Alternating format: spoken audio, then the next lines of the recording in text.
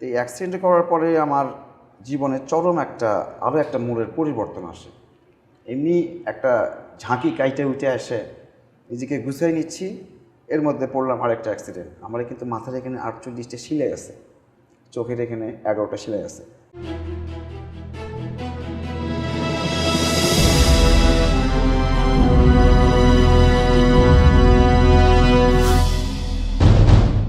আপনাদেরকে স্বাগতম জানাচ্ছি নিউজ জি লাইফস্টাইলে।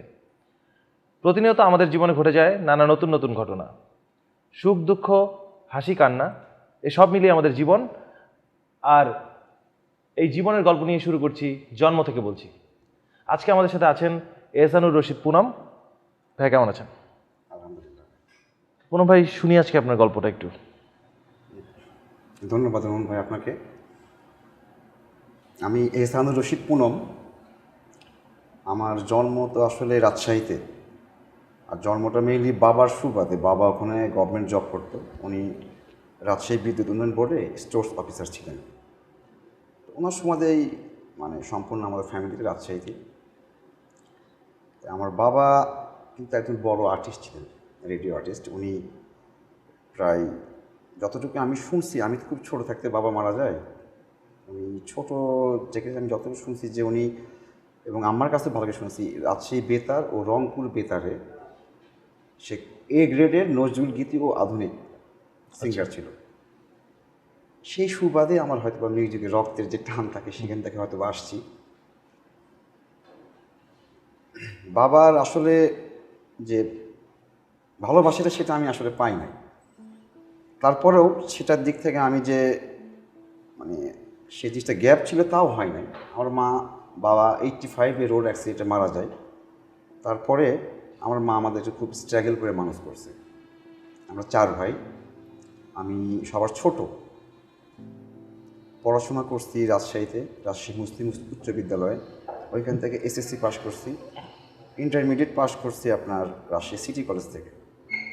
আর গ্র্যাজুয়েশন করছি ডিগ্রি, যেটা আপনার সরকারি মনসুরারি কলেজ থেকে, যেটা সিরাজগঞ্জ কাজীপুরে। আমার বাবা রাজশাহী বিদ্যুৎ উন্নয়ন বোর্ডে উনি স্টোর্স অফিসার ছিলেন। উনি 85-এ রোড অ্যাক্সিডেন্টে মারা যায়। মারা যাওয়ার পরে আমরা যেহেতু 4 ভাই, তখন আমরা সবাই খুব ছোটো। তখন আপনার বয়স কত ছিল? 5-6 বছর, একদম খুব ছোটো। তো বাবা মারা যাওয়ার পরে যে ফ্যামিলির উপর যে আমাদের একটা ঝড় আসে, সেই ঝড়টা আমি আসলে সেই ঝড়টা বুঝি নাই। এটা ফিল করছে আমার মা, এবং সে এখনও সেই ফিলটা করে যাচ্ছে আমার মা। তখন দেখছি ছোটোবেলা আমার কিছু কিছু স্মৃতি মনে পড়ে যে আম্মা শুধু পেনশন পাইতো, বাবার পেনশনটা।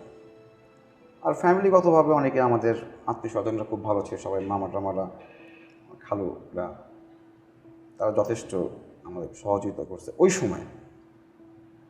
দিন আমরা আস্তে আস্তে ওইখান থেকে আমার মা মনে করেন যে কোনো দিন বাজার নাই, এমনও দেখছি বাজার নাই, বাট আমাদের খাওয়ার কিন্তু এটি ঠিকই জুড়ছে, এটা কোনো ঘাটতি পাই নাই। তারপরে স্কুল যখন পড়লাম, স্কুলে আমি কিন্তু ছোট থেকে ইংলিশ মিডিয়াম স্কুলে পড়তাম।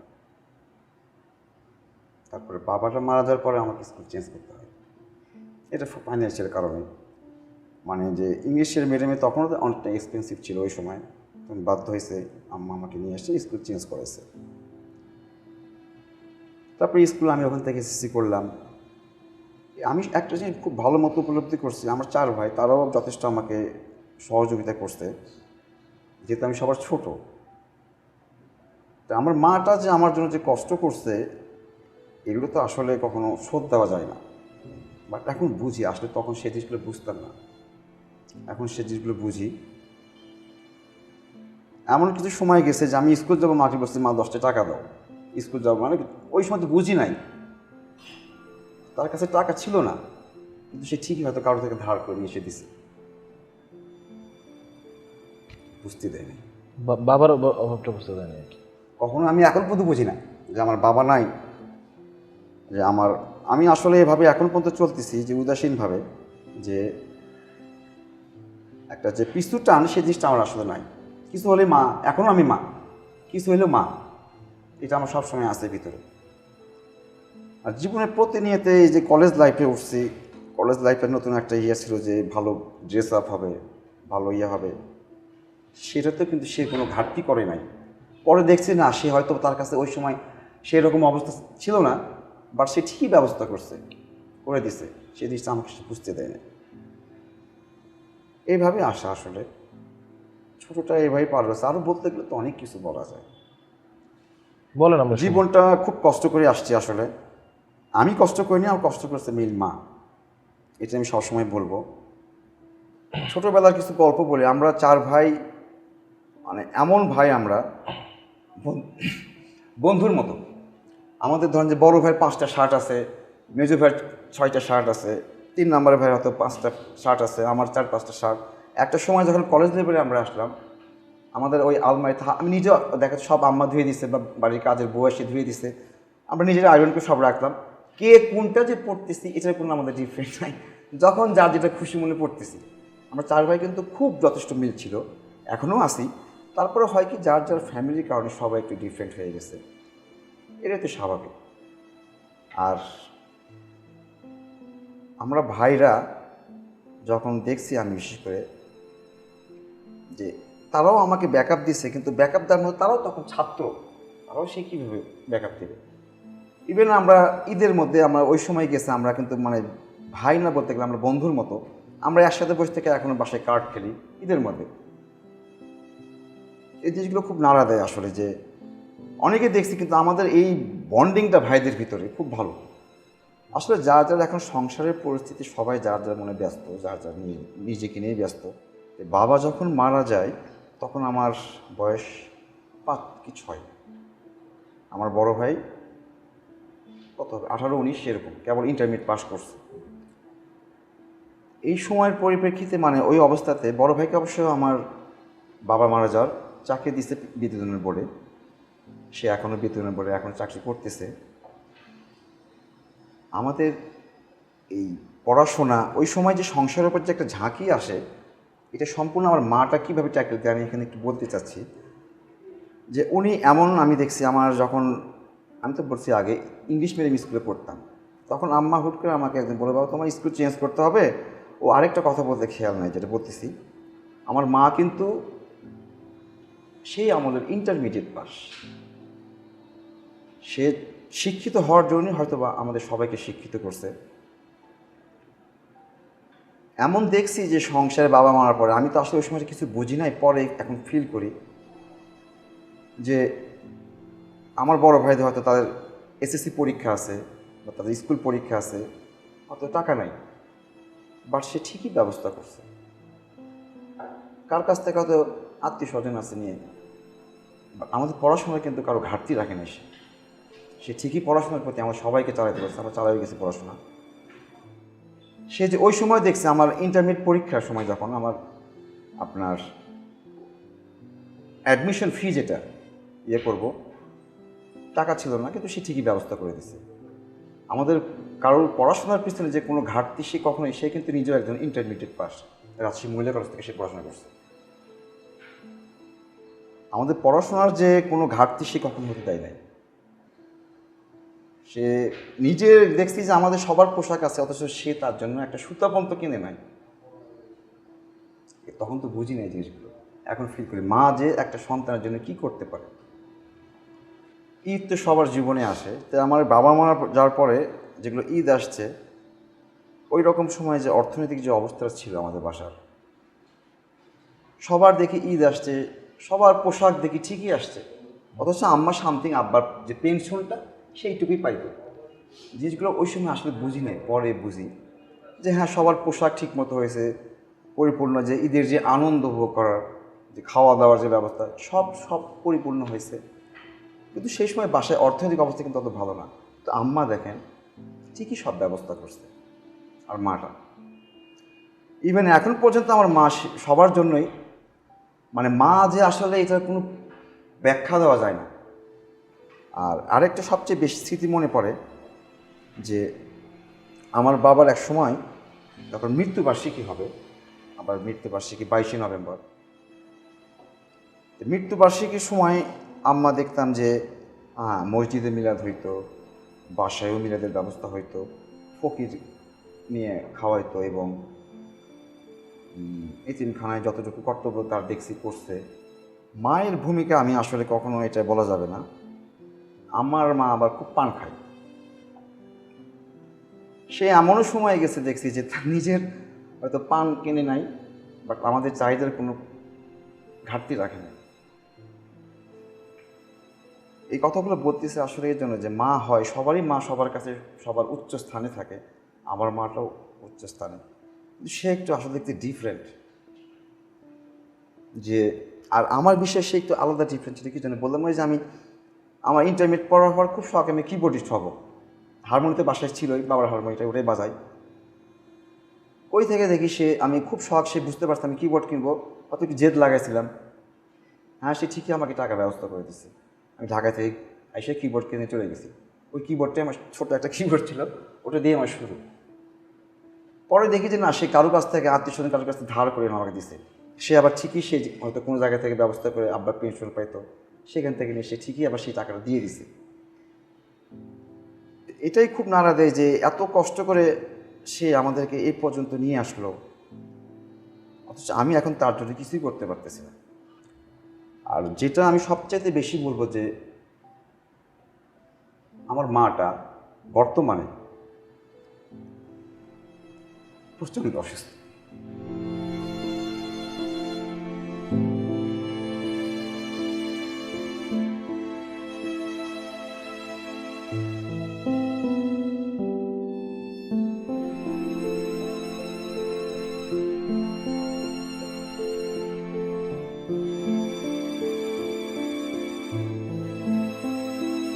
বাট আমার হিসেবে, এখন হিসেবে যতটুকু করা উচিত এই বয়সে, আমি কিছুই করতে পারতেছি না। আমার সাথে তার রেগুলার, আর কারোর সাথে আমার কথা না হলে মায়ের সাথে কথা রেগুলার ঠিকই হয়। আমি তার জন্য যে একটা বেটার ট্রিটমেন্টের ব্যবস্থা করব, আমি আজ পর্যন্ত এখন পর্যন্ত করতে পারতেছি না। কারণ আমি যে জবটা করতেছি সেটা তো আমার সুন্দর স্বপ্ন, আমাকে যে সুযোগটা দিচ্ছে আমি জব করতেছি, নিজের থাকা খাওয়া চলার যেটা সুন্দর চলতে পারতেছি, কিন্তু তার ট্রিটমেন্ট করতে গেলে একটা অনেক ফাইন্যান্সিয়াল ব্যাপার আছে, এটা আমি করতে পারতেছি না।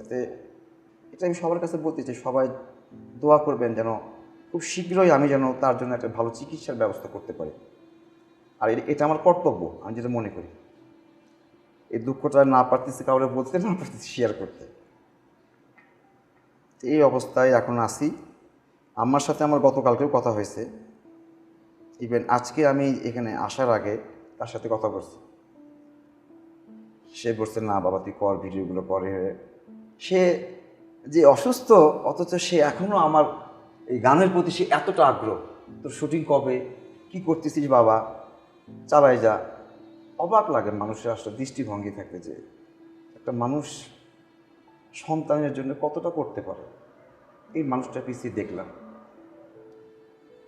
যাক, ইচ্ছা আছে তার জন্য যেন আমি খুব অল্প সময়ে ভালো কিছু করতে পারি। যেহেতু আমি এখন সিঙ্গেল, আমার মাকে খুব শীঘ্রই যে একটা ভালো অবস্থায় যেন আমি খুব শীঘ্রই শুনে সবাই আমার জন্য এটাই দোয়া করবেন, আমি যেন খুব অল্প সময়ে বা আল্লাহর হুকুমে যেন একটা ভালো কোথাও যেয়ে আমার মাকে আমি নিয়ে আসতে চাই ঢাকাতে। ছোটোবেলায় থেকে আমার গানের প্রতি, বাবার গানগুলো কিছু রেকর্ড করা ছিল শুনছি, তখন থেকে গানের প্রতি খুব বেশি আগ্রহ। তারপরে গান নিয়ে আসি। আমার জীবনের প্রথম ইনস্ট্রুমেন্টাল যে শুরু, সেটা হচ্ছে হারমোনিতে। আমার বাসার বাবার হারমোনিটা ছিল। মার কাছে শুনছি যতটুকু যে বাবা যখন ওই হারমোনিটা রেওয়াজ করতো নি খুব, তো আমি নাকি হারমোনির উপরে উঠে বসে থাকতাম খুব ছোটোবেলায়। তারপরে যখন একটু বড় হয়, যেটু সেটা আমার মনে নাই, আম্মা বলতো যে সারে গামা পাদানি, যেটা বাবাই আমাকে ধরে দিয়েছিল। আমি কিন্তু টোটালি প্রপারলি কারো কাছে কোনো রকম যে গুরু হিসেবে নেওয়া, সেটা কিন্তু কারোর কাছে নেই নাই। কিন্তু বিভিন্ন জনের কাছে আমি আমার তালিম যেটা নেওয়া সেটা নেই নাই, কিন্তু বিভিন্ন যারা বড় বড় আর্টিস্ট তাদের কাছ থেকে আমি কিছু শিখছি। এবং আপনার হারমোনিটা কন্টিনিউ বাসাতে চর্চা করতাম। করতে করতে তখন থেকে খুব ব্যান্ড মিউজিকের প্রতি বেশি আগ্রহ ছিল।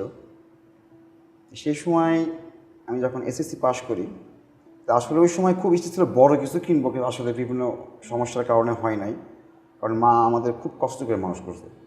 তারপরও সেই শখের মধ্যে থেকে আমাকে সে একটা ছোটো কিবোর্ড কিনে দিয়েছিল, এটা জাস্ট ম্যাট্রিক পাশের পরে। তো সেই কিবোর্ডটা আমি কিনে নিয়ে নিজেরাই প্র্যাকটিস করতে শুরু করি এবং ওইখানে একজন রিপন নামে একজন রাশি থাকতো, তো ওর কাছে আমি প্রথমে জাস্ট কিছু সারগাম শিখছিলাম। এইভাবে সঙ্গীতে আসা। আর আমরা প্রথমে 1995 সালে আমরা নিজের একটা ব্যান্ড পারফর্ম করি। আমাদের ব্যান্ডের নাম ছিল হচ্ছে সপ্তর্ষি। সেখানে আমাদের ড্রামার ছিল সুমন, গিটারে ছিল সাইন, ভোকালে ছিল সুমন, ওনার নামও সুমন, আর বেজে ছিল প্রবাল। এইভাবে আমরা সপ্তর্ষি ব্যান্ডটাকে বেশ অনেক দূর পথে নিয়ে গেছিলাম। আমরা অনেক শোটও করছি। আর আমার তো এর আগে পড়েছে, আমার হোম ডিস্ট্রিক্ট আসলে বগুড়া বৃন্দাবন পাড়া। তো এই মিউজিকের সুবাদে রাজশাহীতে থাকা আমার ফ্যামিলি 97-এ সবাই একবারে ফ্যামিলি শিফট করে বগুড়ায়, কিন্তু পৈতৃক সূত্রে আমার বাসা বগুড়া, কিন্তু আমি রাজশাহী থেকে যাই 2000 পর্যন্ত আমি রাজশাহী থেকে যাই মিউজিকের সুবাদে। তারপরে আমি আবার চলে আসি বগুড়ায় এসে ওখানে স্টাডিতে ছিলাম। মাঝখানে আমি পার্ট টাইম কিছু জব করতাম। আমি আগে এই ফ্যামিলির এরকম কারণে যে আহামরি কিছু আমার ছিল ফ্যামিলিগতভাবে তা না, কিন্তু তাদের কাছ থেকে আমি যথেষ্ট সহযোগিতা পাইছি। আমি যে ছোট অনেক কিছু জিনিস আমি বুঝতে পারিনি, কিন্তু এখন আসলে ফিল করি যে না, তারা আমার জন্য ওই সময় যতটুকু করছে এটা অনেক ব্যাপার আমার জন্য। তখন আমি বগুড়ায় এসে আমি পার্ট টাইম কিছু সিঙ্গারও জব করছিলাম, বাটারফ্লাইও জব করছিলাম। এই করতে করতে আমার একটা ভালো চাকরির অফার বা যেটা পাই, অফার ঠিক ওটা বলা যাবে না, ওইটা আমার এক চাচার নাম হচ্ছে আব্দুল মতিন খন্দকার, তোতা আমার ডাক নাম। উনি আমাকে রাজশাহী কৃষ্ণদেবনাকে প্রজেক্টে চাকরিটা নিয়ে দেয়। 2003 সালে আমি জয়েন করি ওখানে। এই সময় তখন আমার ওই যে ভাগনালা স্যালভেশন ব্যান্ড যেটা ওরা পারফর্ম করতো, তখন আমি যখন চলে যাই বগুড়াতে, তখন এখান থেকে সপ্তর্ষি থেকে আমি চলে যাই। যখন যে ব্যাংকে জয়েন করলাম, তো এরা আবার সবাই জানতো যে আমি কিবোর্ড বাজাই, ব্যান্ড পারফর্ম করতাম। তো সেইখানে গিয়ে আবার ওদের স্যালভেশন, ওদের সবার রিকোয়েস্টে আমি আবার স্যালভেশনে জয়েন করি। দেন 1 বছর কন্টিনিউ প্র্যাকটিস করে স্টার সার্চের যে শোটা হয় সেখানে আমরা রাজশাহী প্রথমে ওখানে অডিশন দিয়ে প্রথমে রাজশাহী ডিভিশনে আমরা ফার্স্ট হই। রাজশাহী ডিভিশনে ওখানে আমাদের যে বিচারক মন্ডলী ছিল সেটা হচ্ছে আমাদের বস আইব বাচ্চু ভাই ছিল, আর ছিল হচ্ছে কুমার বিশ্বজিৎ দা। আমরা প্রথমে ডিভিশনালি রাজশাহীতে ফার্স্ট হই। তারপরে আমাদের শেয়াটন উইন্টার গার্ডেনে ফাইনাল অডিশন হয়। তো সেইখানে আমরা পারফর্ম করে বেস্ট হই।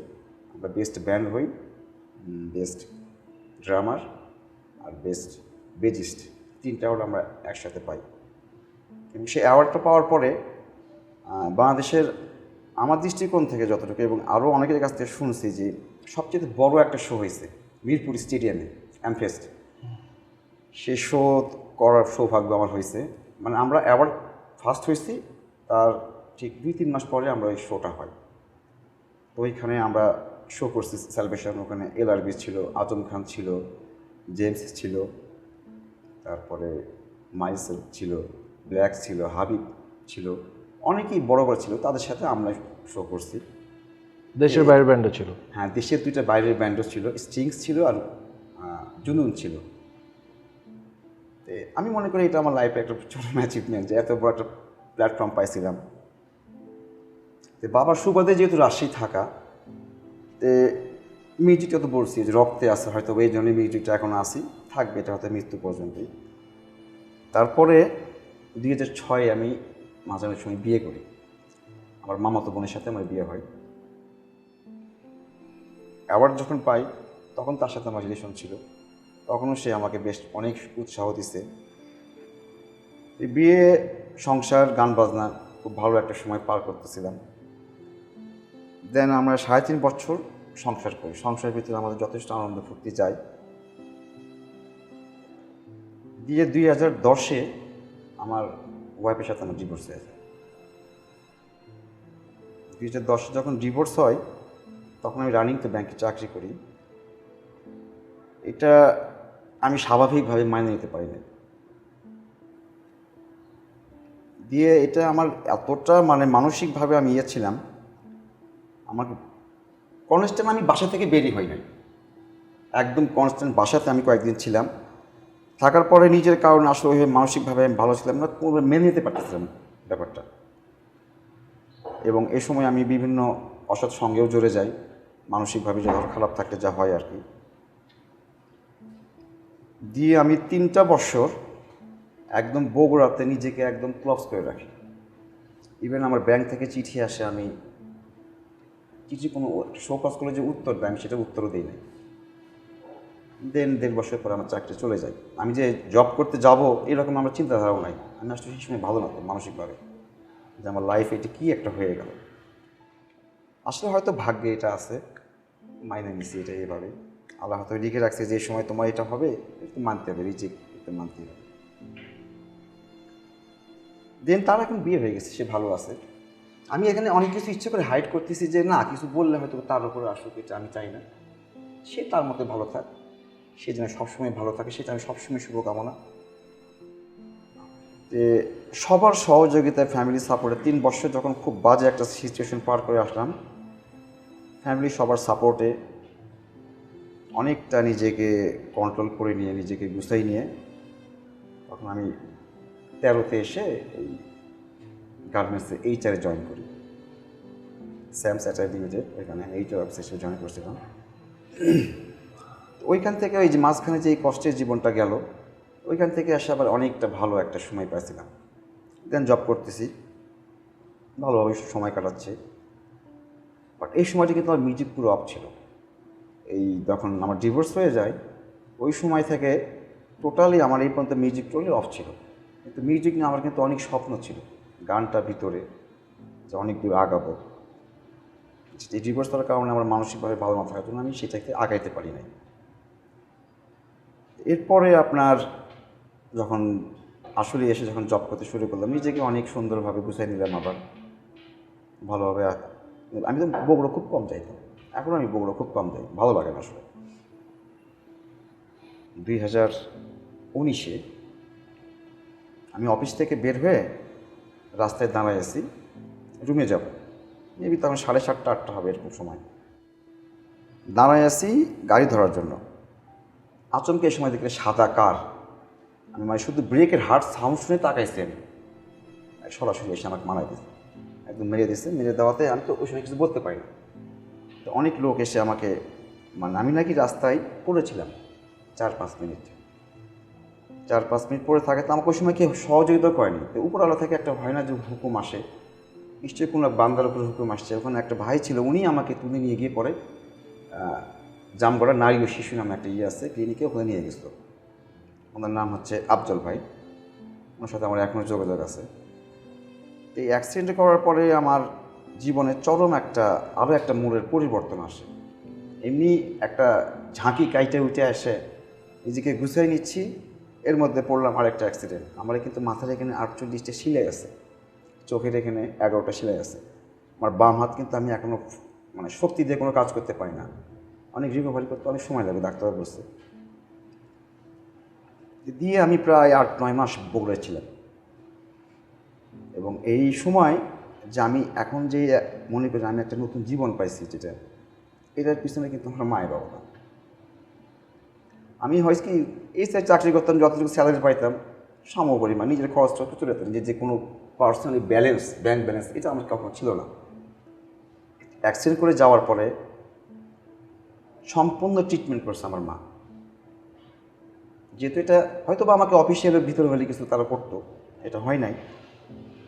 আমি মানে কি বলবো, এখানে প্রায় 2.5 লাখ টাকার উপরে খরচ গেছে আমার সুস্থ হইতে এই 8-9 মাসে। এটাও সম্পূর্ণ আমার মা করছে আমার জন্য। ইভেন আমি দেখছি ওই সময় যে বগুড়ায় যখন মেডিকেলে ভর্তি ছিলাম এত টাকা লাগবে, আমি তো পরে শুনতেছি এই ব্যাপারগুলো, পরে শুনছি সে কার থেকে হয়, মামাতো ভাই, খালাতো ভাই, বিভিন্ন আমাদের আত্মীয় যেগুলো আছে নিকটতম, হ্যাঁ সে ঠিকই ধার করে নিয়ে এসে কিন্তু আমাকে শিখি সুস্থ করতেছে। দেন আমি তারই সহযোগিতায়, তারই মানে ফাইন্যান্সিয়াল হেল্পের কারণে আমি আজকে বেঁচে আছি। থাকে ওখান থেকে সুস্থ হয়ে যখন আমি দেখলাম যে শারীরিকভাবে অনেকটা সুস্থ, মোটামুটি জব করার মতো আমার ফিজিক্যাল অবস্থাটা আছে, আমি চলে আসলাম। আসছিলাম আশুলিয়াতে, তাই সে ওইখানে একটা কনস্ট্রাকশন ফার্মে কিছুদিন ছিলাম। থাকার পরে থেকে না হচ্ছে না, আমার তো সেটা সম্ভব না, ফিজিক্যালি পরিশ্রমটা সম্ভব না। তা আমি তখন মার্চ মাসে ঢাকায় চলে আসি। তখন আমাকে এই পরিচিত ভাই, আমি এখন থাকি আদা বলে, এই ভাইয়ের এখানে আসলাম। আমায় ভাইকে যখন বললাম ভাই একটা চাকরির ব্যবস্থা করে দেন, তো ভাই তো ওই সময় তারও একটা অবস্থা খারাপ, সে একজন খুব ভালো মানুষ একজন, তার নাম আশরাফুল। তা আমি তখন বললাম আপনার রিক্সাটা দেন, আমি চালাই।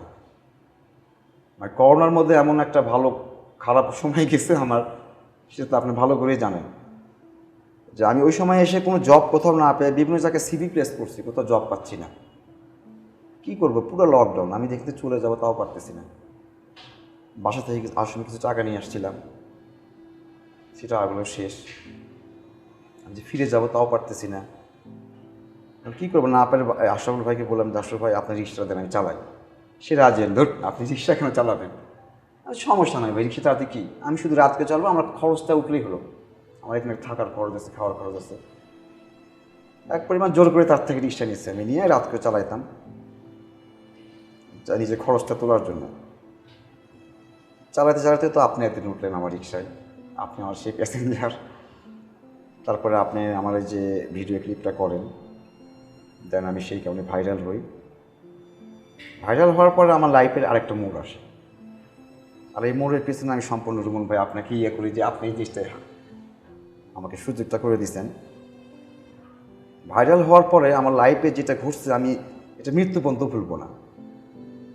ভাইরাল হওয়ার জাস্ট 12 ঘন্টার পরে আমার কাছে রিং আসে। ফার্স্ট আপনি রিং করছিলেন যে আপনাকে একজন রিং করবে, আপনার সাথে কথা বলবে। তো তখন আমাকে রিং করতাম, বেলা বাজে 12টা, এটা হচ্ছে 3রা জুলাই। হ্যাঁ, 3রা জুলাই, এটা আপনার শুক্রবার ছিল। 12টার দিকে স্বপ্ন থেকে আমাকে প্রথমে রিং করে বলতে, আমি স্বপ্ন থেকে রিং করছি। স্বপ্ন থেকে আমি তো চিনতেছি না স্বপ্ন কি, প্রথমে অতটা বুঝি নাই। তারপর আমি স্বপ্ন সুপার শপের আমি হেড অফিসে, ওনার নাম হচ্ছে কামরুজ্জামান মিলু স্যার, উনি হচ্ছে media and public relation manager, উনি রিং করছি। আমি স্বপ্ন থেকে রিং করছি, এরকম আপনার সাথে অনেক কথা আছে, আর আপনাকে নিয়ে আমরা হেড অফিসে যাবো, আপনার একটা হয়তো বা জবের একটা আমরা কোনো ব্যবস্থা করবো। ও ঠিক আছে আসেন। সে 3টার সময় গাড়ি নিয়ে আসছে, এসে আমাকে রিসিভ করে নিয়ে তেজগাঁও যে স্বপ্নের হেড অফিস আছে নব টাওয়ার, শুক্রবার যদিও বন্ধ, কিন্তু সেদিন খুলছিল, হয়তো আমি যতটুকু জানি আমার জন্যই খুলছে।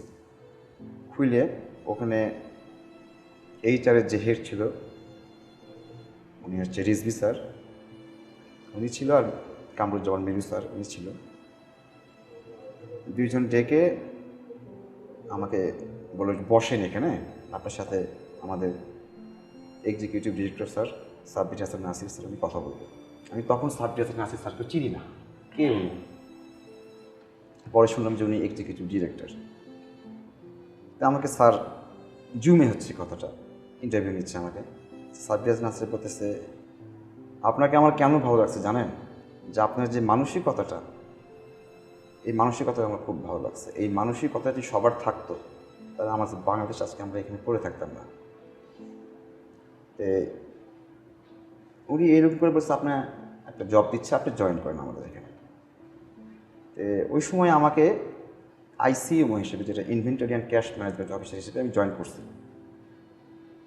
এখানে আমি একটু অফ দিচ্ছি যে এখানে জয়েন করে আসার পরে একটা ঘটনা ঘটছে। আমি জয়েন করে আইসা আমার এলাকায় চলে আসছি 4টার দিকে। ইন দ্য মেন টাইমে আপনি আবার রিং করছেন, আপনার লালমন্ডি আসলাম, আপনার আমাকে 17টা চাকরির অফার আসছে। আরও এগুলো আসলে খুব ভালো লাগে, যে এই কষ্টের পরে এই সুখটা যে আমি এখন উপভোগ করতেছি, খুব ভালো লাগতেছে। এই জন্য 17 চাকরির অফার পাচ্ছি। কিন্তু আমি এখন স্বপ্নে আইসিইউতে ঢুকছিলাম। আইসিইউতে ঢোকার পরে আমি আসলে প্রথমে তো ওই সময় বুঝি নাই যে আমার অ্যাক্সিডেন্ট করার পরে মাথায় এতটা আঘাত পড়ছে। ওখানে আসলে কিছু কম্পিউটার রিলেটেড অনেক স্টকের ব্যাপার আছে, ক্যাশের ব্যাপার আছে। আমি প্রায় 2 মাস হওয়ার পরে যখন দেখছি আমার খুব প্রেশার হচ্ছে, তখন আমি ওই রেজভি স্যারকে আর কামরুজ্জামান মিলু স্যারকে বললাম যে স্যার আমার এই প্রবলেমটা হচ্ছে আমার। তো ওনারা আবার হেড অফিসে আমাকে ডেকে নিয়ে গিয়ে বললো, তাহলে আপনি তাহলে ম্যানেজারই করেন, আউটলেট ম্যানেজার। ঠিক আছে। ওইখান থেকে আমাকে আবার আউটলেট ম্যানেজার ট্রেনিংয়ে পাঠালো। আমি কিন্তু অলরেডি আইসিএমে 2 মাস ট্রেনিং করছি।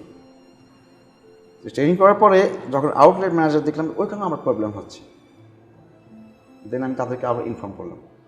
তারা আমাকে হেড অফিসে ডেকে নিয়ে আমাকে বলতেছে, তাহলে আপনি যেহেতু এই প্রবলেমগুলো হচ্ছে, তাহলে আপনি ম্যানেজার কাস্টমার রিলেশনশিপ এটাতে করেন। ওইটাতে আমি এখন ফিক্সড ওই হিসেবে আছি। আমি এখন বর্তমানে গ্রিন রোডে আছি স্বপ্নে। এইখানে আমি জব করে খুব কমফোর্টেবল ফিল করতেছি। এবং আমি এই কথাটা বললাম এই জন্যই যে আমি বিগত অনেক চাকরি করে আসছি। আমি 2 মাস ট্রেনিং করার পরে একটা কোম্পানিকে বলতেছি আমার একটি প্রবলেম হচ্ছে। অন্য কোনো কোম্পানি হলে আমাকে কী করতো, ঠিক আছে আপনি তাহলে ডিজাইন দেন। স্বপ্ন আমাকে সে সুযোগটা দিছে। আমি অতীতে অনেক চাকরি করছি, এরকম দেখি নাই যে 2 মাস ট্রেনিং করার পরে সে সেকশনটা আমার চুজ হলো না, গিয়ে বললাম, তারা আমাকে বল ঠিক আছে তাহলে আপনি এই সেকশনে যান। ওই সেকশনে করলাম, সেখানে আমার প্রবলেম হচ্ছে। প্রবলেমটা আমি আসলে আগে বুঝি নাই। আমার ব্রেনে আমি এতটা আঘাত পাইছিলাম যে আমি এখন হুট করে কোনো জিনিস একবারে ক্যাচ করতে পারি না, সেই জিনিসটা আমাকে একটু সময় লাগে। তারপরে ওইখান থেকে বলো তাহলে সিআরএম হিসেবে আসেন, মানে ম্যানেজার কাস্টমার রিলেশনশিপ। তো কাস্টমার রিলেশনশিপ ম্যানেজার হিসেবে আমি গ্রিন রোডে এখানে আসি। এখানে এখন ওই জবটা করতেছি। আমি এটাই মানে বেশি প্রাউড ফিল করি যে স্বপ্ন আমাকে এই সুযোগটা দিছে, এটা অন্য কোনো কোম্পানি বোধহয় আমাকে দিত না। আর আমার ওই সময় আমাদের যে executive director Sabir Hasan Nasir sir, উনি আমাকে ডেকে নিয়ে গিয়ে একটা জব দিছে। এবং শুধু জবটাই উনি দেন ভাই, জবের পরে আমাকে যে আদার্স সুযোগ ফ্যাসিলিটিগুলো দিছে এটা আমি অন্য কোথাও পাইতাম না। এই জন্য স্বপ্নের প্রতি আমি বিশেষ করে কৃতজ্ঞ। এটা আমি এই স্বপ্ন নিয়েই চলতে চাই। এবং স্বপ্ন আমাকে আরেকটা নতুন স্বপ্ন দেখাইছে জীবনের। কীরকম, আমি এখন নতুন করে মিউজিকটা আবার শুরু করছি। সেলিব্রেশন ব্যান্ডের আমরা মোটামুটি কিছুটা প্র্যাকটিস করতেছি। আমরা কম ব্যান্ড সবাই যার যেমন ব্যস্ত, তার মধ্যে 2-1 দিন বসছি, আমরা প্র্যাকটিস করছি। এর মধ্যে থেকেও এই যে আমি আজকে আসছি, আমি কিন্তু এখন অন ডিউটিতে আছি, সেখান থেকে আমি ছুটি নিয়ে আসছি। এই সুযোগগুলো হয়তো অন্য কোথাও পাইতাম না, বাট স্বপ্ন আমাকে দিচ্ছে। সাব্বির হোসেন নাজির স্যারকে আমি খুব ফলো করি, যে ওনার মিউজিক ভিডিওগুলো দেখি, খুব ভালো লাগে ওনাকে আমার। আর আমার আসলে নেক্সটে এখন এই স্বপ্ন নিয়ে ইচ্ছে যে আমি এখানে ভালোভাবে যেন চাকরিটা করতে পারি যতদিন বাঁচি, এটাই। আর মিউজিকটাকে আমি এখন তো আবার শুরু করছি অলরেডি। আমার নিজস্ব একটা গান আছে, তার মধ্যে একটা গান নিয়ে অলরেডি আমি স্টুডিওতে কাজ শুরু করছি মোটামুটি। আর আসলে আমার একটা খুব স্বপ্ন ছিল যে আমি নিজে গান একটা শিল্পী হব। বাট শিল্পীটা যে হব কোনো ইয়ের কারণে, নিজের পপুলারিটি পাচ্ছে না, ভালো লাগার জন্য। গানটাকে আসলে ভালো লাগার জন্য করি। আমার যে গান করার ইচ্ছা আছে, এই গানগুলো আমি একটু মানে চলে ছাড়তে চাই গানগুলো, সে ছাড়ার মতো অবস্থান পরিপ্রেক্ষিতে আমার এখন না। তো দেখি, আমি তবু চেষ্টা চালাই যাচ্ছি। যদি কেউ আমাকে সহযোগিতা করে আমার গানের ব্যাপারে, যদি কারো ভালো লাগে, তাহলে আমি গান নিয়ে সামনে আগাবো। এই তো, আর কি বলবো জীবনের। এই ছিল আজকে পুনম ভাইয়ের গল্প। ভালো লাগলে আপনারা শেয়ার করবেন আর সাবস্ক্রাইব করবেন নিউজি লাইফস্টাইল। আর সামনে নতুন নতুন আরও অনেক জীবনের গল্প নিয়ে আপনাদের সামনে হাজির হব, জন্ম থেকে বলছি সেটে। আর আমরা যেতে যেতে একটা পুনম ভাইয়ের গান শুনবো, গান শুনতে শুনতে বিদায় নেব। আমার বাবার মুখে প্রথম যেদিন শুনেছিলাম গান, সেদিন থেকে গানি জীবন, গানি আমার প্রাণ। আমার মায়ের আদেশ বাবার মতো গাইতে হবে গান, সেদিন থেকে গানি জীবন, গানি আমার প্রাণ। শিল্পীর ঘরে জন্ম, তাই শিল্পী হয়েছি। সঙ্গীতটাকে সারা জীবন সঙ্গী করেছি। জীবনের যত দুঃখ, যত কষ্ট পেয়েছি, সুরের মাঝে ডুবে গিয়ে সবই ভুলেছি। এই গানই আমার জীবন মরণ, গানই যেন প্রাণ। আমার বাবার মুখে প্রথম যেদিন শুনেছিলাম গান, সেদিন থেকে গানই জীবন, গানই আমার প্রাণ। বাবা যেন আজ স্বর্গে বসে গাইছে সেই গান, সেই গান শুনে সপেছি নুমা বাবাকে মন প্রাণ। কোনদিনও এই কণ্ঠ যদি কখনো থেমে যায়, সেই দিন যেন মরণ এসে আমাকেও নিয়ে যা। এই গানই আমার জীবন মরণ, গানই যেন প্রাণ। আমার বাবার মুখে প্রথম যেদিন শুনেছিলাম গান, সেদিন থেকে গানই জীবন, গানই আমার প্রাণ।